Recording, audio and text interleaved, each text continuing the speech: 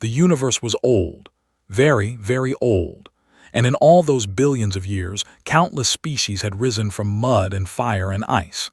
They had built cities that touched the clouds. They had made ships that sailed between stars.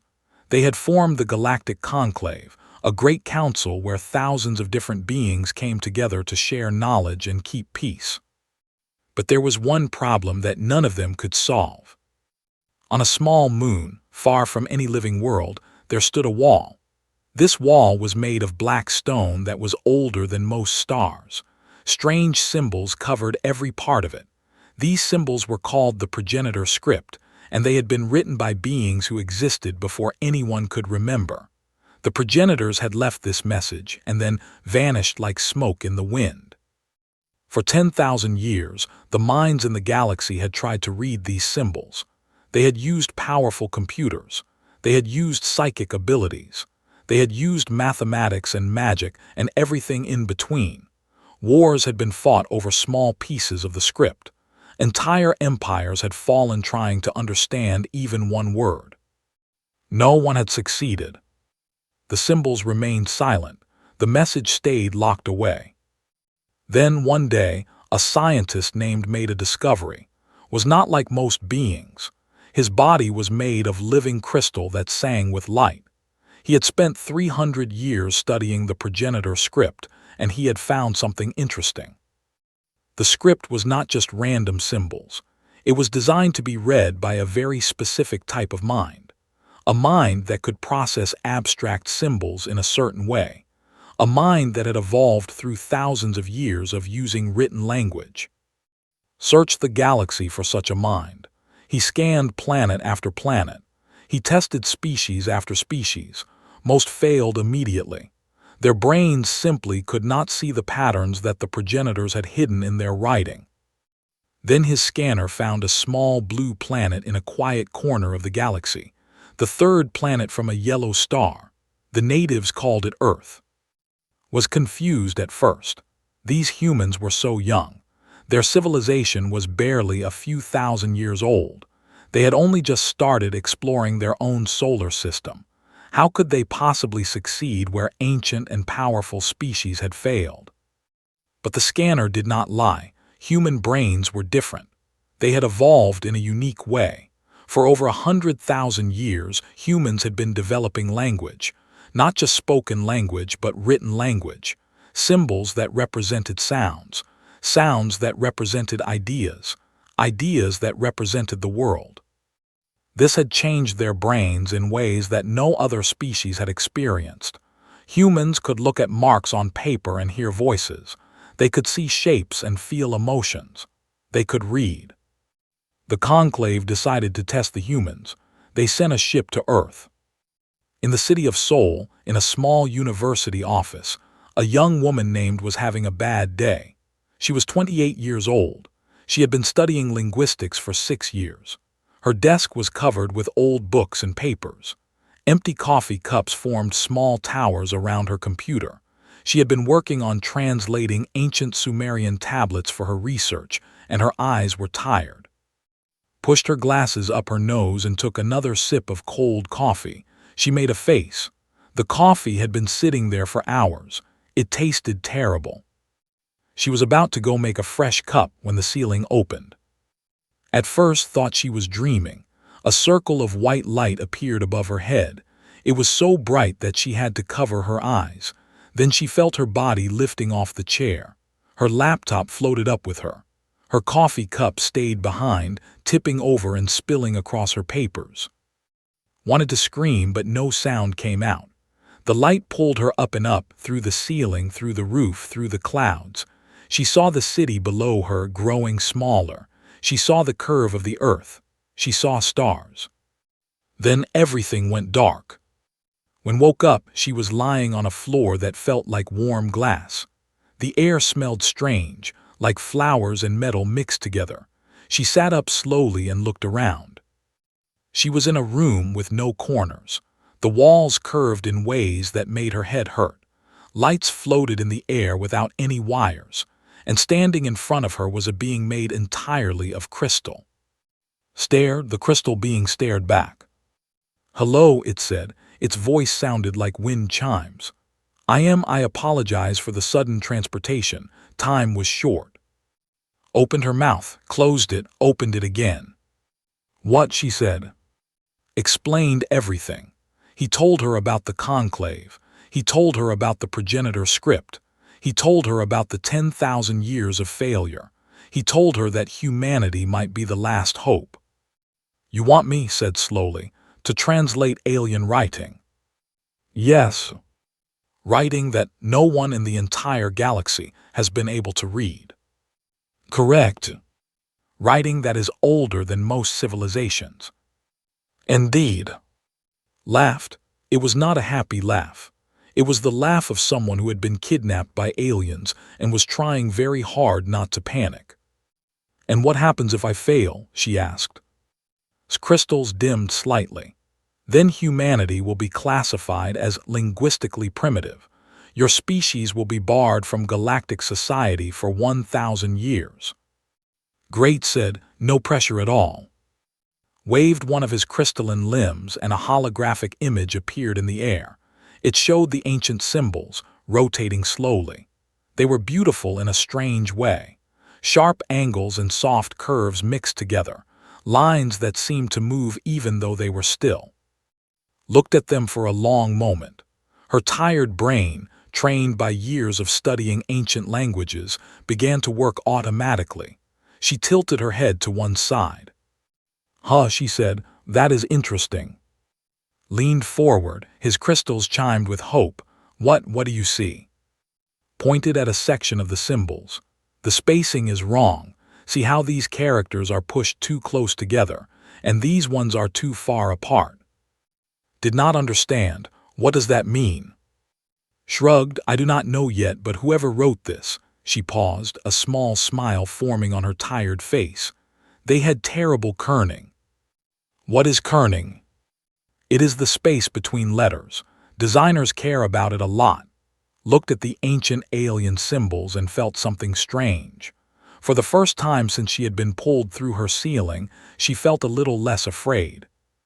Because whoever had written this message, 10,000 years ago on a moon older than Earth itself, had been just like her.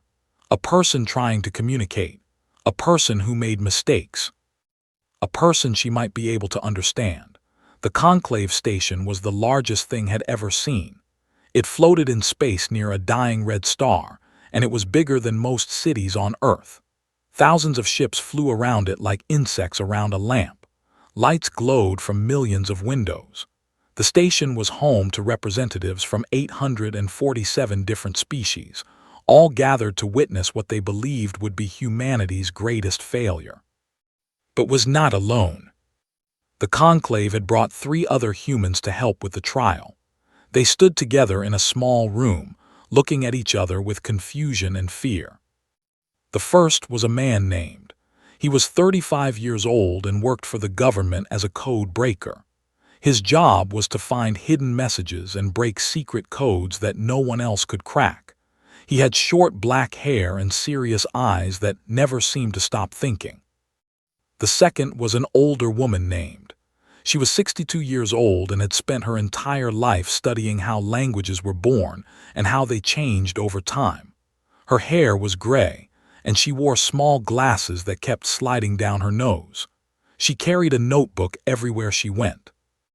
The third was a young man named. He was only 19 years old, a university student who studied computers. He had been streaming video games online when the light took him. He was still wearing his headphones around his neck and looked very annoyed about the whole situation. So, said, looking at the curved walls of the alien room, this is happening. Apparently, replied. He had already accepted the situation and was thinking about how to solve the problem. Was examining the walls with great interest. Fascinating construction. The acoustic properties alone would take years to study. Watched her fellow humans and felt a small spark of hope. They were all different, but they were all smart. Maybe together they could do something impossible. Entered the room.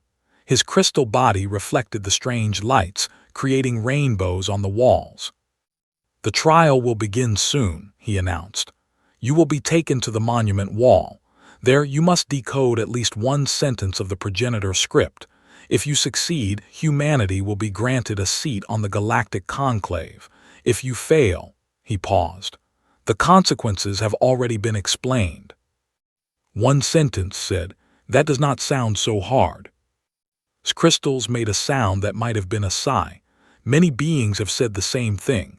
They were all wrong. They were led through long hallways that seemed to go on forever.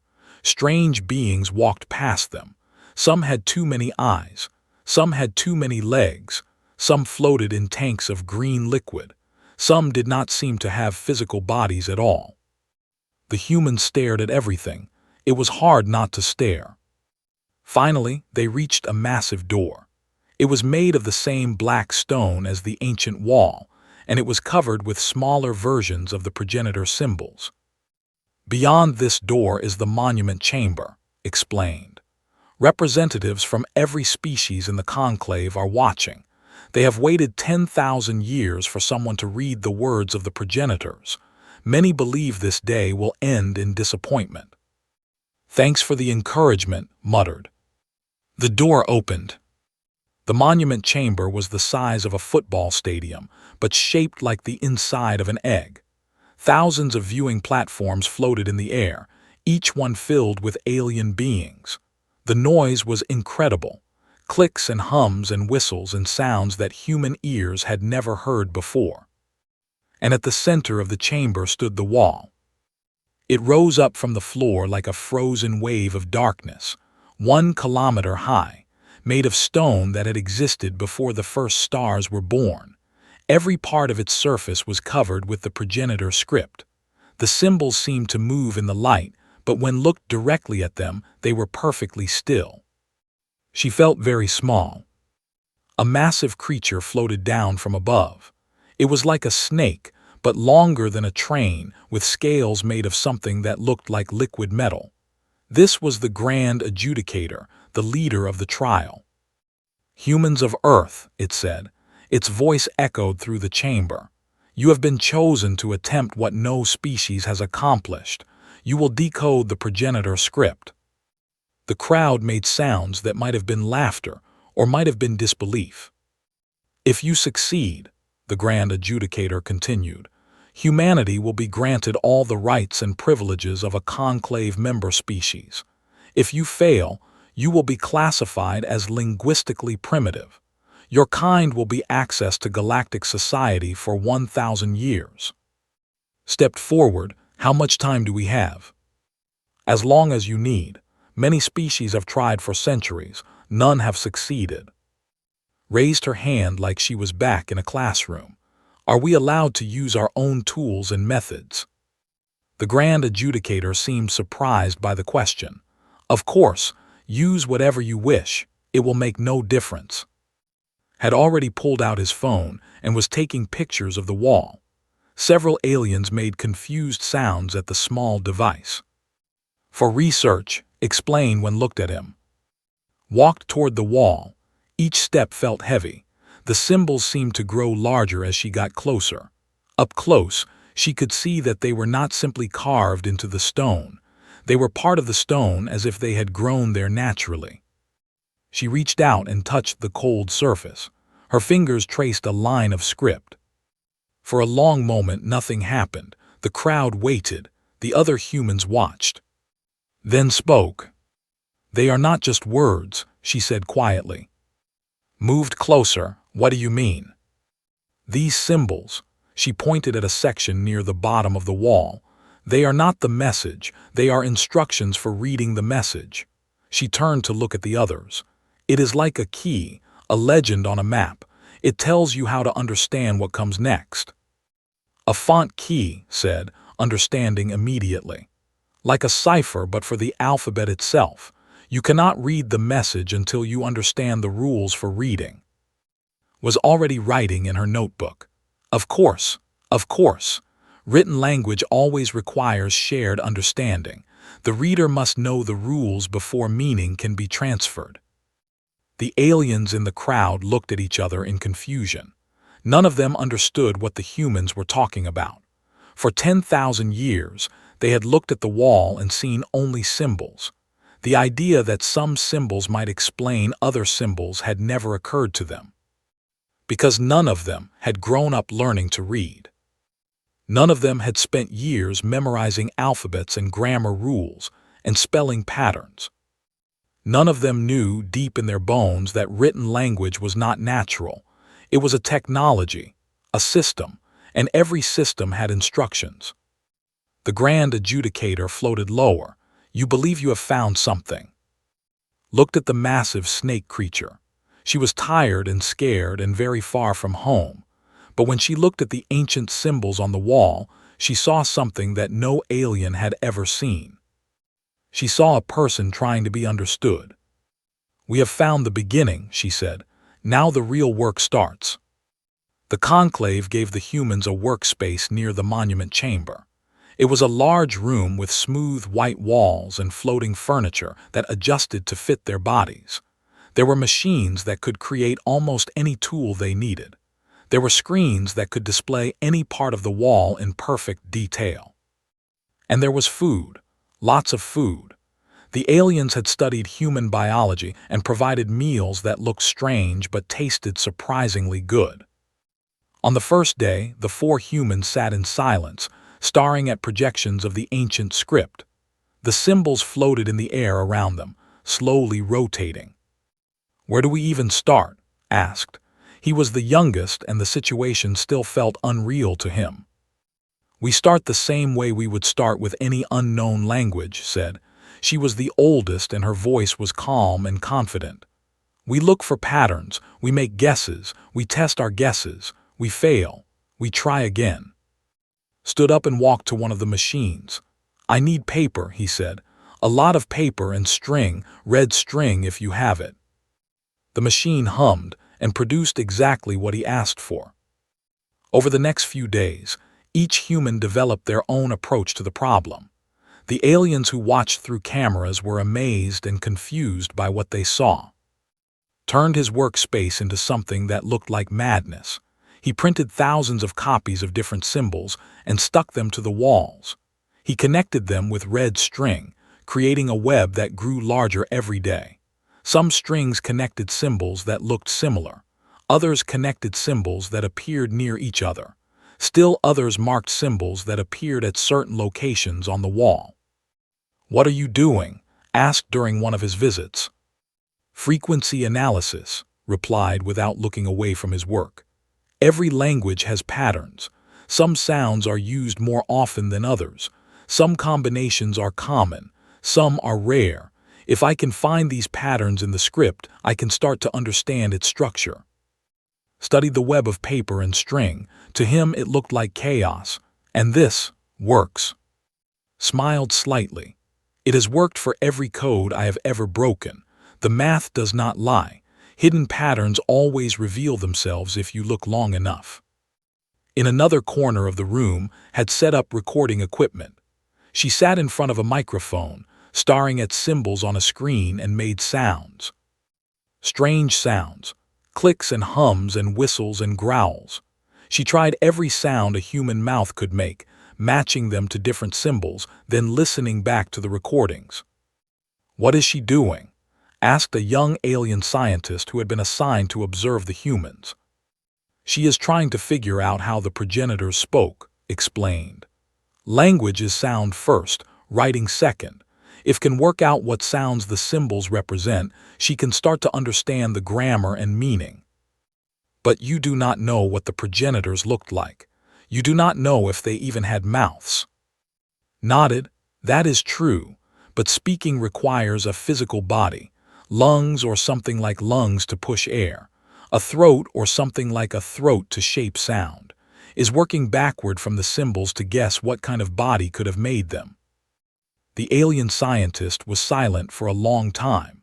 This approach had never occurred to the conclave's researchers. Worked in a different way. He sat at a computer terminal, typing code at incredible speed. Lines of instructions filled his screen and disappeared as he worked. "I am building a pattern recognition program," he explained to anyone who asked. "It is similar to software I used back home to identify fonts on websites. You show the program thousands of examples, and it learns to recognize similarities and differences."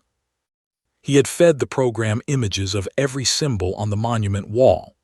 Now the program was analyzing them, grouping them, finding connections that the human eye might miss. "This seems very primitive," one alien observer commented. "We have artificial intelligences far more powerful than anything on your world. They have all failed to decode the script." Shrugged, "Your AIs were looking for meaning. My program is just looking for structure. It does not care what the symbols say. It only cares about how they relate to each other." This too was a new approach. Did something different from all of them. She spent hours sitting in the monument chamber staring at the wall. She did not take notes. She did not make recordings. She just looked. The aliens found this very strange. "What is she doing?" the Grand Adjudicator asked during one of these sessions. Had spent enough time with humans to attempt an answer. "I believe she is absorbing, letting her brain process the information without forcing it." "That is not a scientific method." "No," agreed, "but humans seem to achieve things through unscientific methods quite often." On the 5th day of work, something changed. It was late at night, though in space there was no real night. The other humans were sleeping in their quarters. Was alone in the workroom, looking at its web of papers and strings. She had been thinking about the font key she had discovered on the first day. The symbols that explained how to read other symbols, but something had been bothering her, a feeling she could not name. She looked at the strings connecting similar symbols. She looked at its phonetic notes. She looked at the patterns program had found. And suddenly she understood. The script was not one language. It was 3 languages, layered on top of each other, woven together like threads in a fabric. One layer was the message itself, the words the progenitors had wanted to say. One layer was the key, the instructions for reading. And one layer was something else, something no one had considered. Grabbed a marker and started writing on the wall of the workroom. Her hand moved faster than her thoughts. She drew symbols and arrows and circles. She connected ideas that had seemed separate. When woke up early the next morning, he found still working. The walls of the room were covered with her notes. She looked exhausted but excited. "I found something," she said. "What?"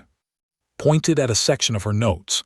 "The 3rd layer, the one I could not figure out," she laughed, and it was a real laugh this time, full of joy.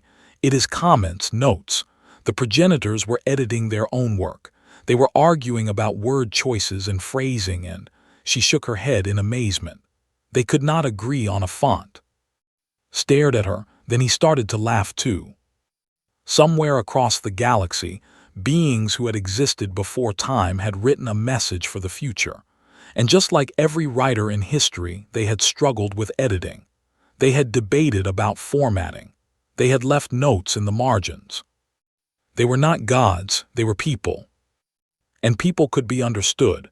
News of discovery spread through the conclave station like fire.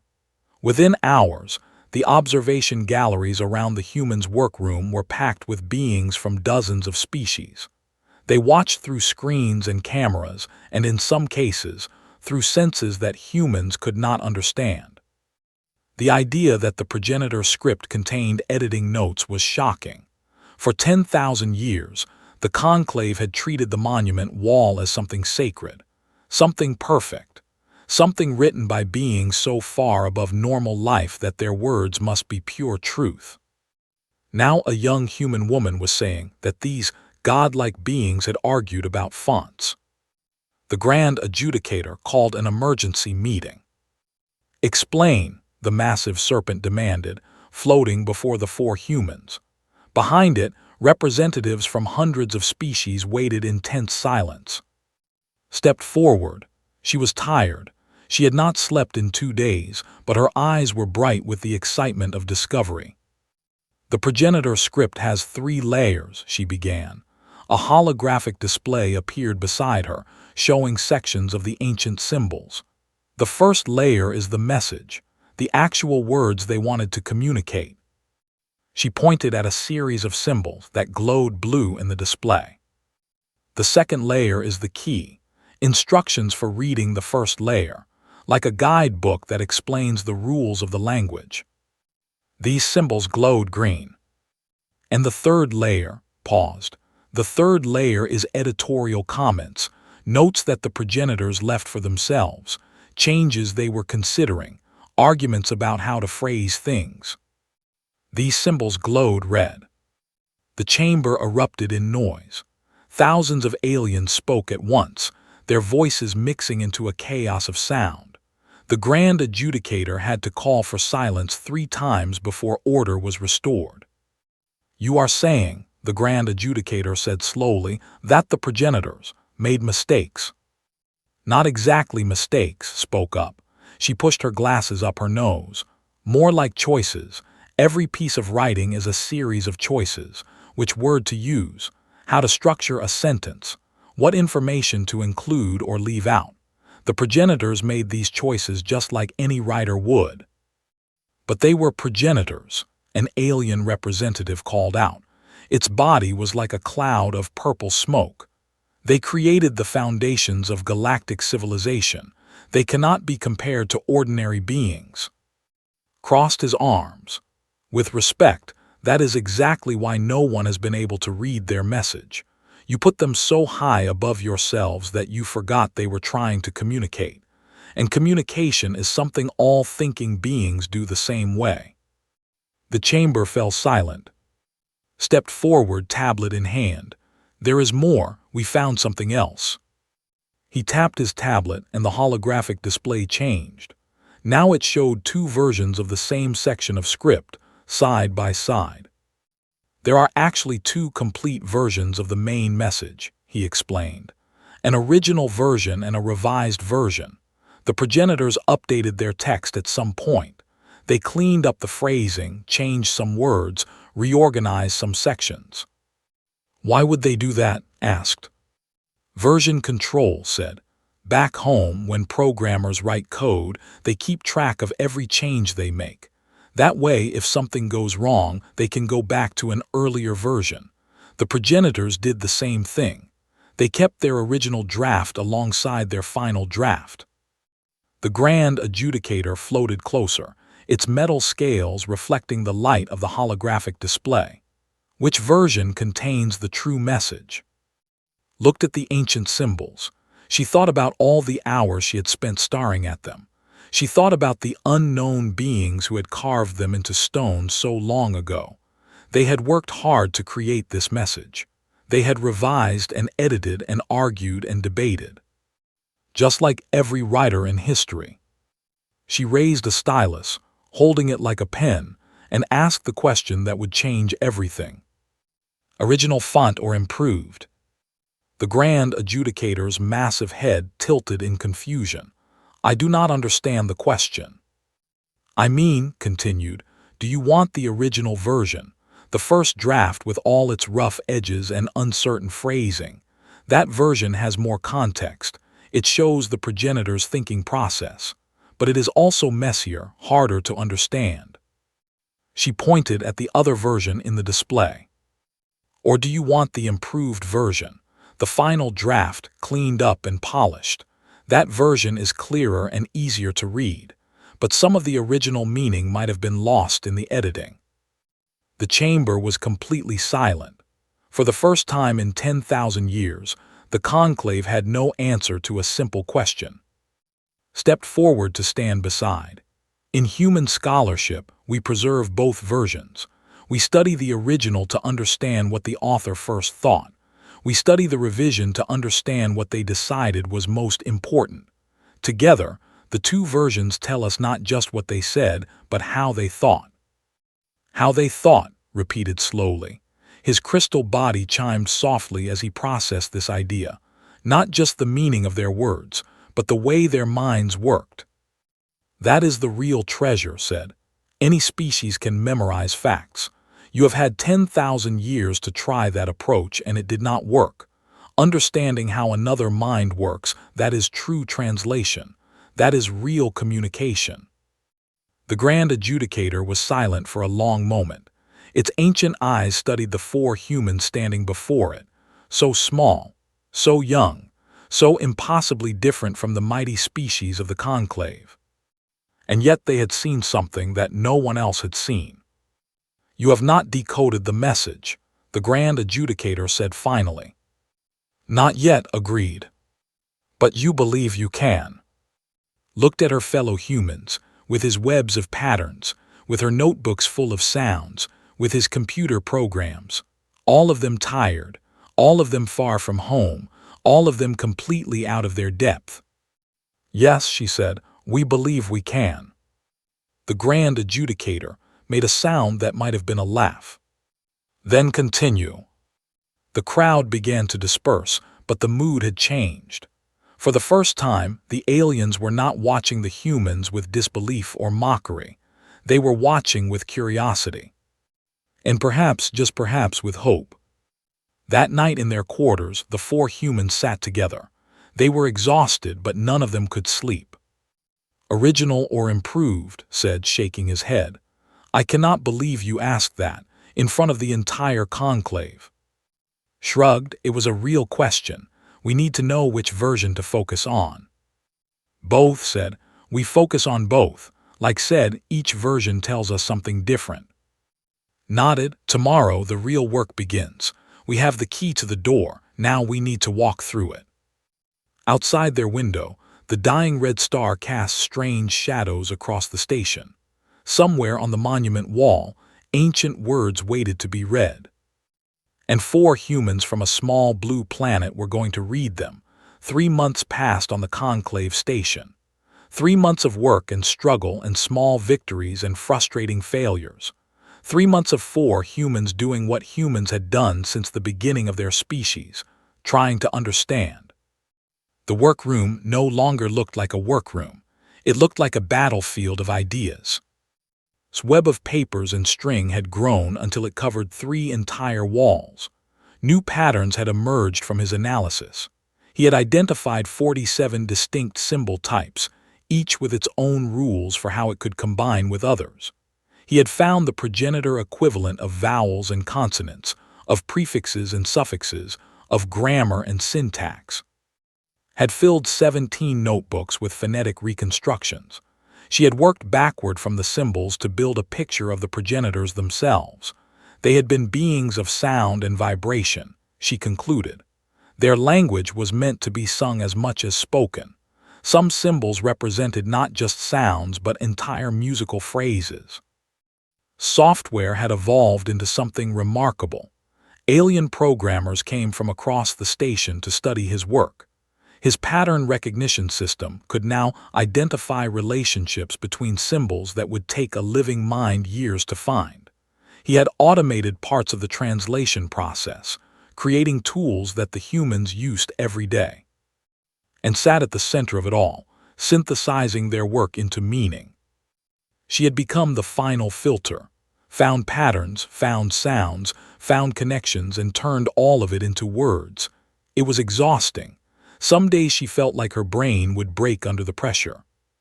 But slowly, steadily, the message emerged from the stone.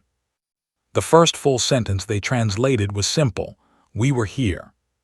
3 words, thousands of years of work by hundreds of species, and it took 4 humans 3 months to find them. But once they had one sentence, the rest came faster. The patterns found connected to more patterns. The sounds mapped filled in gaps. Software learned and improved with each new piece of data. We were here, we walked among the stars. We built and loved and fought and dreamed. The message of the progenitors was not a blueprint for technology. It was not a warning or a prophecy or a set of laws. It was something much simpler and much more profound. It was a letter to the future. The progenitors had known they would not last forever. They had seen the shape of time stretching ahead and known that their species would end. So they had written this message and carved it into stone that would outlast the stars. They had written about their history, their culture, their beliefs.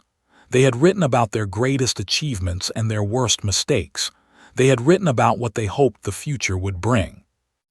And at the very end, they had included coordinates, a map to a hidden place where their knowledge was stored, everything they had learned in millions of years of existence, waiting for whoever was wise enough to find it.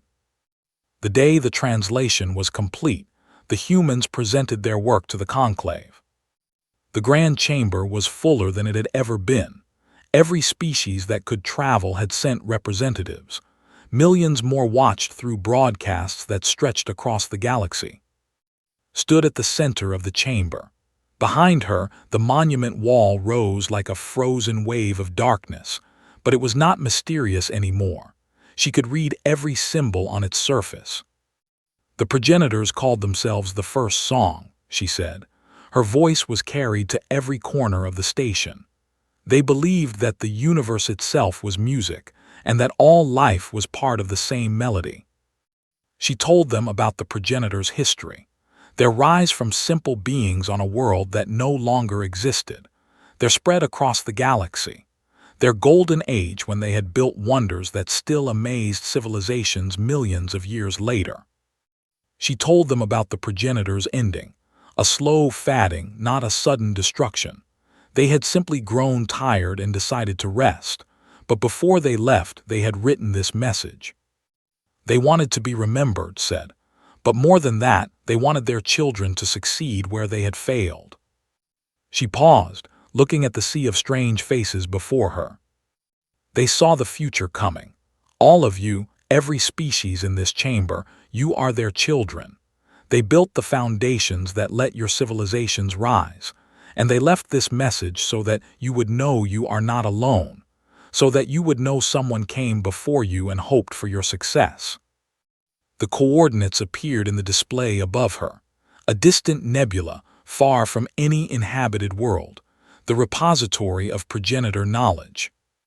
This is their gift to you, said, everything they learned, everything they discovered, waiting for you to find it. The chamber was silent. For a long moment, no one moved. Then the Grand Adjudicator floated forward.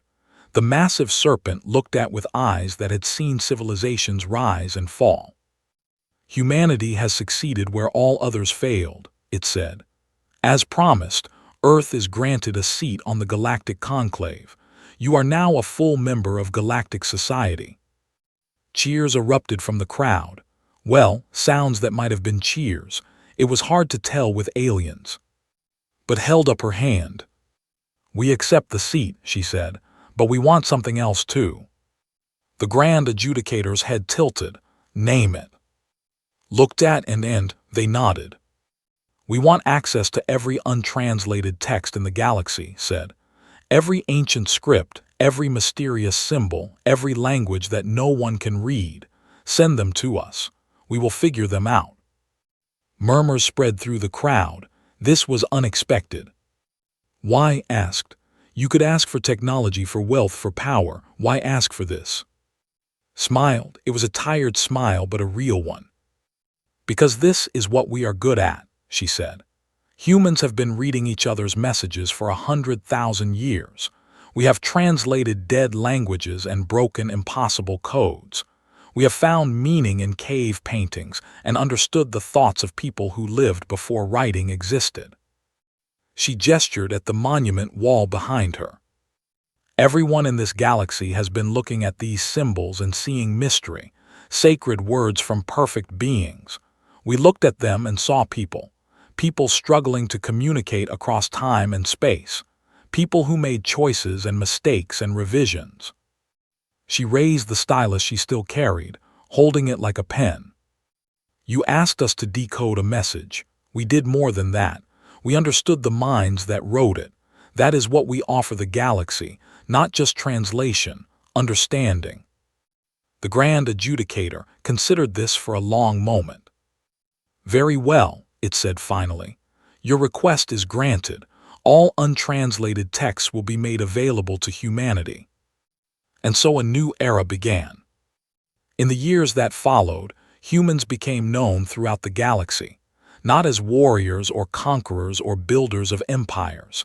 They became known as interpreters, bridges between minds, the species that could look at any form of communication and find the person behind it. Other species learned from them. Schools were established where aliens studied the human approach to language. Pattern analysis techniques became standard tools. Phonetic reconstruction methods were taught to students on 1,000 worlds. Software evolved into systems that helped millions communicate across the barriers of species and culture. And returned to Earth eventually. She went back to her small office at the university, surrounded by coffee cups and ancient manuscripts. But now she had a direct line to the stars. Sometimes, late at night, she would look at the Sumerian tablets she had been translating when the light took her. They seemed so small now, so simple compared to the progenitor script. But they were the same thing, really. Messages from the past, people trying to be understood. And that was the truth that humanity had given to the galaxy. Communication was not about perfection. It was not about sacred words from perfect beings. It was about reaching out across the void and hoping someone would reach back. It was about asking the right questions. Original font or improved. In the end, it did not matter. What mattered was that someone had cared enough to ask. And somewhere in the distant nebula, in a repository built before the stars were born, the knowledge of the first song waited for its children to come home. The melody continued.